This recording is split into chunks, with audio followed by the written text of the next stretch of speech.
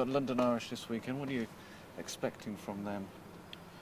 Well, they got some outstanding individuals. Obviously, they like to play an expansive brand of rugby. They got some brilliant runners, and they'll be hurting after losing last week and wanting to get back on track. So we're expecting them to be full bore, all guns blazing, and it's going to be a tough afternoon for us if we're loose and we're not on our mettle defensively. So a big challenge as always away from home, but hopefully we'll be up for it.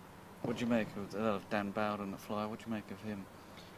A very talented footballer. He can play at fly half or inside centre with equal facility, and he is a quality player when he's on and they're getting him ball on the front foot. He can cause you real problems. Because he likes to stay very flat. Is that easy? How difficult is that for defences to be against? Depends whether you're on the front foot or on the back foot. There's lots of variables about how you react defensively, but he certainly tests the defence. He's a challenging player. And you had Stephen Mallinder last week. Probably might be this week again. How do you feel he's fitting in? Because he hasn't had much chance to start this season.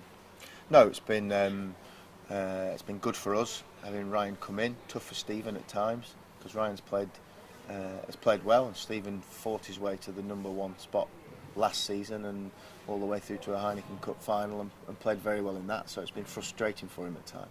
I think his reaction to it has been to work hard at his game, be patient, wait for his opportunities, which he's done.